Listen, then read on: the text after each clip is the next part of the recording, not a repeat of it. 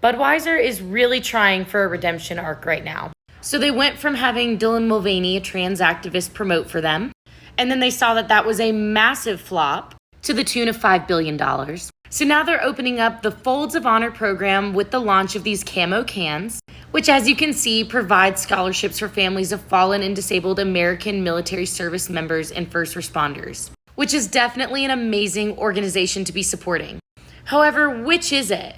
They did finally turn their comments on Instagram back on after weeks, but as a marketer, all of this just feels really disingenuous to me. Like, at the end of the day, they've alienated literally everybody. All right, let's head out. All right, let's hit the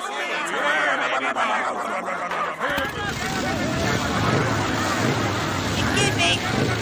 Excuse me! Hey, you guys know that everyone thinks you're total f***s, right? What did you say? You know, when people like you drive down the streets with your unnecessarily loud motorcycles thinking you're all cool, everyone is actually laughing at you and calling you pathetic f***. You realize this, right? Hi guys, welcome back to the channel. So I have another Bud Light update, and this one I did not see coming. I would never have guessed that another brand would have partnered with Bud Light and put their own brand at risk to save what is essentially a dying beer. I would never have guessed that. But we have Harley-Davidson partnering with Bud Light, I guess to give it a whole new image, an image that was completely different from the one they perpetuated with the Dylan Mulvaney sponsorship. Now this can go over two ways. Harley can help revamp Bud Light's image, or Harley could end up turning gay itself. So that's the risk that has been taken here. Now, apparently the brands have never partnered with each other before. This is the first time. So again, I don't think it's being taken seriously, to be honest. I think it's seen as another attempt at pandering and, you know, showing how manly Bud Light really is. But essentially, we haven't forgotten that the brand partnered with Dylan Mulvaney, obviously. So again, I don't think this is going to work. But Harley-Davidson is known to be a LGBTQ plus friendly brand. Their LGBTQ plus rating was 90 out of 100. And they have been known, you know, to declare themselves an LGBTQ friendly brand, friendly company. And this is when businesses are graded on four main criteria: workforce protections, inclusive benefits, supporting an inclusive culture, and corporate social responsibility. And the company also took part in a pride parade. I think it was in 2018. There was like a, you know, convoy of motorcycles in Wisconsin's pride parade. So, you know, they are known to be LGBTQ plus friendly.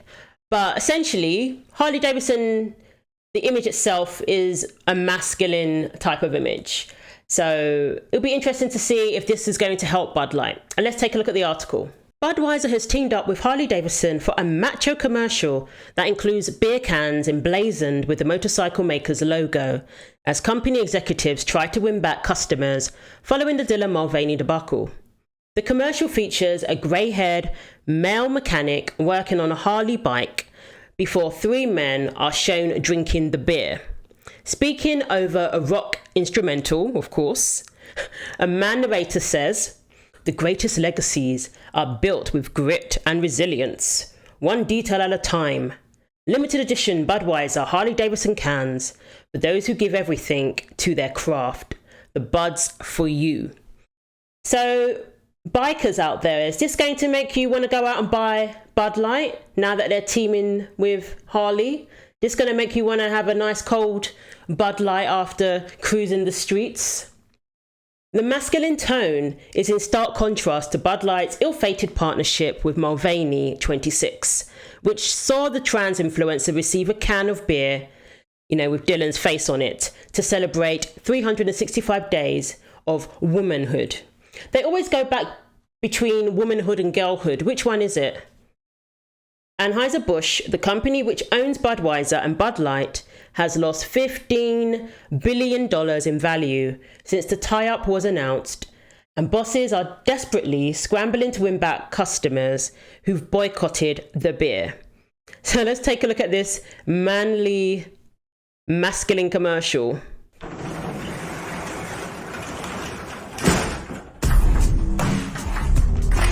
The greatest legacies are built with grit and resilience, one detail at a time. Limited edition Budweiser Harley-Davidson cans.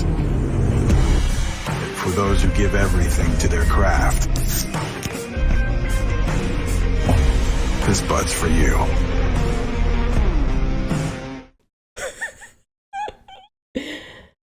I'm getting too little too late vibes, to be honest. And again, that's a nice can.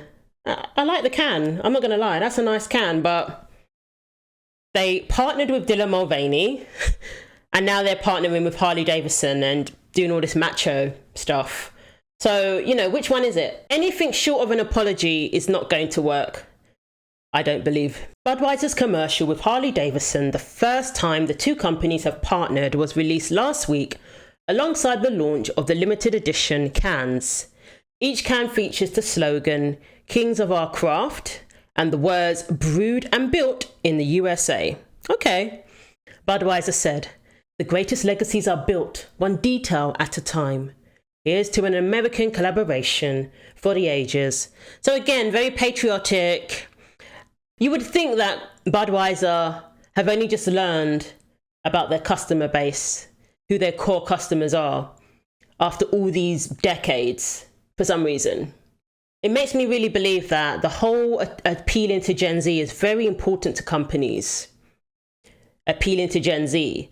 And I guess many of them believe the only way to do that is to go down the Dylan Mulvaney path.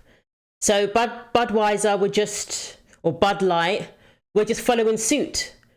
All the companies are doing it now.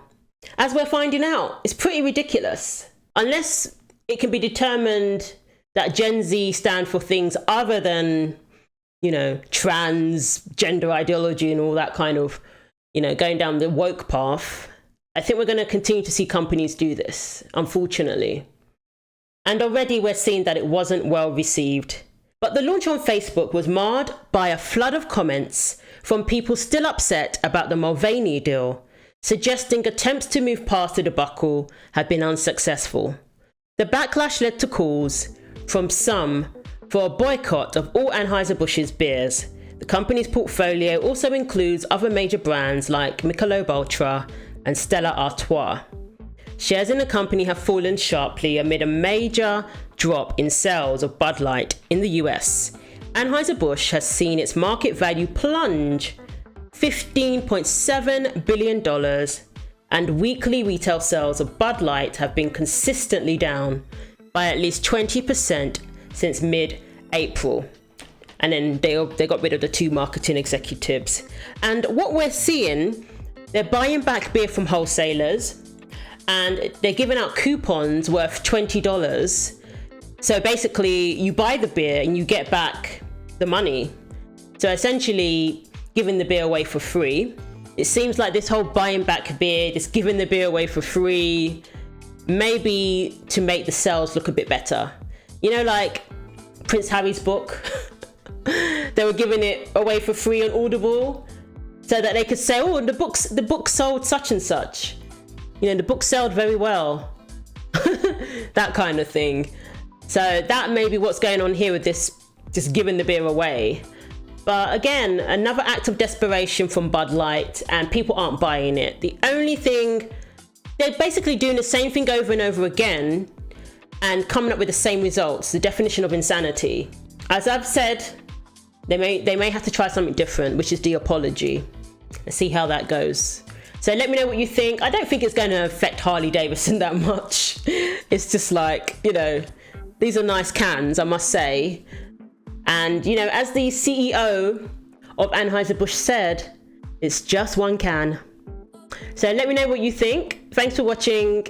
Take care of yourselves, and I will see you in the next video, God willing.